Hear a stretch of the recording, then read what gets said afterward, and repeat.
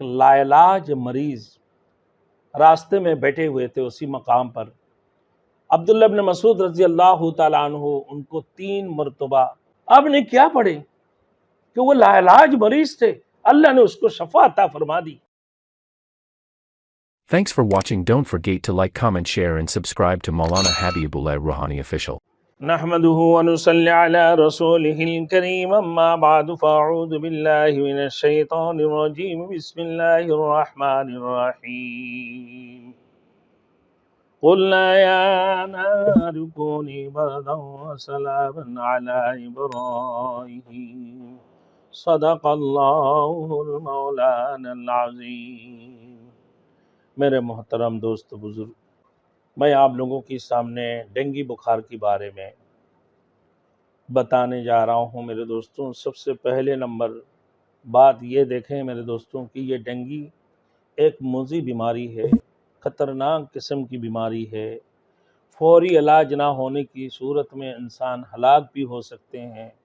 ان صورتوں میں میرے دوستوں اگر جیسے ہی بخار آنے لگے میرے دوستوں، اب یہ بھی ایک قسم کی قدرت کی طرف سے آزمائش ہے. حدیث شریف میں ہے، حضرت عبداللہ ابن مسعود رضی اللہ تعالیٰ عنہ ایک مقام سے گزار ہوا. عبداللہ ابن مسعود رضی اللہ تعالیٰ عنہ کی تو حضرت عبداللہ ابن مسعود رضی اللہ تعالیٰ عنہ ایک لا علاج مریض راستے میں بیٹھے ہوئے تھے اسی مقام پر.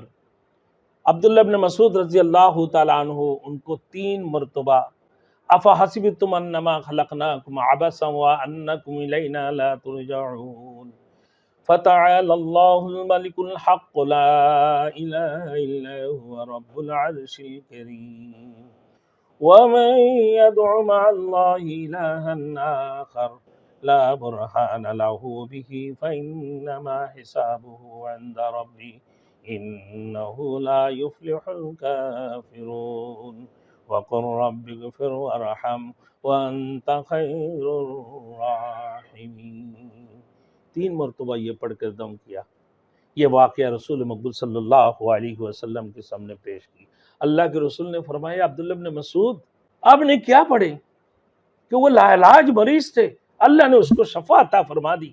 تو حضرت عبداللہ ابن مسعود رضی اللہ تعالیٰ نے فرمایا یا رسول اللہ، میں نے سورۃ المؤمنون کی آخری 3 آیات افحسبتم سے لے کر آخری آیات تک جو میں نے ابھی پڑھا ہوں میرے دوستوں کہ یہ 3 آیات پڑھ کر ان کی سیدھے کان پہ دم کر دیا، اللہ نے اس کو شفا عطا فرما دی. تو اللہ کے رسول نے فرمایا یا عبداللہ ابن مسعود سن لیں، قسم اللہ کی ذات کی جس کی قبضوں میں میری جان ہے کہ یہ آیات کو کوئی بھی شخص کسی لا علاج مریض کو نہ پڑھ کر اگر دم کر دے اللہ اس کو یقیناً شفا عطا فرمائیں گے. اور اگر کسی پہاڑ کے اوپر بیٹھ کر اگر یہ آیات کو پڑھ دی جائے تو وہ پہاڑ اپنی جگہ سے ہل جائیں گے.